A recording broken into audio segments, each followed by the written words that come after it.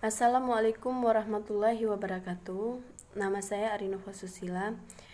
Baik, saya akan menceritakan sedikit tentang Geni Welly yang dikurung 12 tahun oleh orang tuanya. Pada umumnya, pertumbuhan seorang anak tergantung pada cara ayah dan ibu yang membesarkannya. Namun sayangnya tak semua orang tua bertanggung jawab untuk mengurus anak-anak mereka. Itulah yang dialami oleh Geni, seorang anak perempuan yang berasal dari Amerika yang dikurung selama 12 tahun oleh ayahnya di rumah. Dia menerima berbagai perlakuan yang sangat tak layak sejak masih balita. Geni terlahir dari ayah yang kasar dan ibu yang pasif.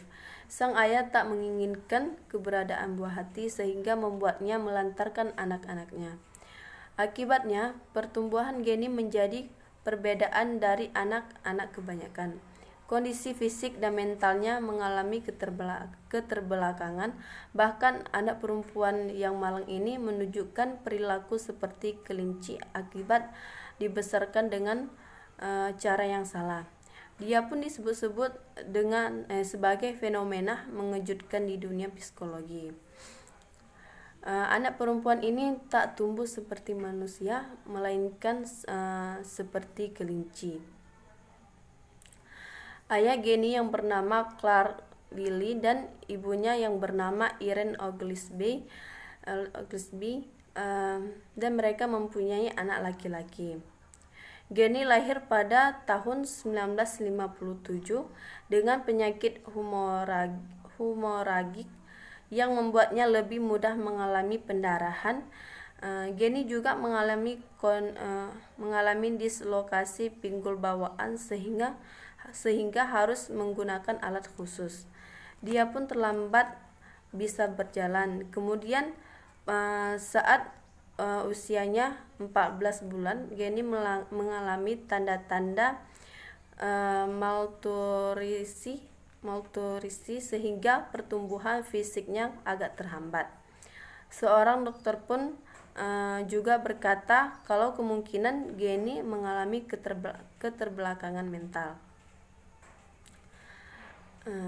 Ayah Geni mengajak istri dan kedua anaknya untuk pindah ke rumah dan mengisolasi mereka.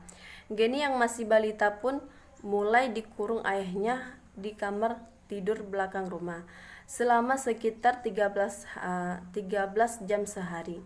Geni diikat ke semacam pispot untuk anak-anak. Kemudian malam harinya dia diikat ke sleeping bag. Sang ayah juga jarang memberikan makan. Bahkan makanan yang disuapkan pada Geni terbatas pada makanan bayi, sereal. Karena kelaparan, terkadang sang ibu menyelinap di malam hari untuk memberikan makanan untuk anaknya. Hanya sebatas itulah yang bisa dilakukan olehnya, sebab ibu Geni hampir buta akibat katarak. Dia juga tak berdaya melawan perilaku suaminya yang semakin aneh dan kasar. Salah satunya, Clark mempunyai toleransi yang sangat rendah pada suara. Karena itulah dia melarang istri dan anak laki-lakinya untuk berbicara di rumah. Akibatnya, Geni sangat jarang mendengar suara sehingga kesulitan berbicara dan memahami bahasa. Kehidupan Geni saat itu sangat mengenaskan. Dia dikurung setiap hari dalam ruangan yang gelap gulita. Clark, ayahnya, hanya memperbolehkan anak laki-lakinya keluar rumah untuk bersekolah. Maka para tetangga mengira kalau keluarga mereka hanya mempunyai seorang anak. Keberadaan Geni pun tak diketahui oleh orang lain sampai bertahun-tahun. Jadi dapat disimpulkan bahwa dalam psikologi pendidikan seharusnya anak yang masih balita itu seharusnya mendapatkan kasih sayang yang lebih dari orang tuanya, bukannya memberikan penganiayaan untuk anaknya. Dan sebagai orang tua, seharusnya memberikan pendidikan, baik itu pendidikan di sekolah maupun pendidikan di luar sekolah.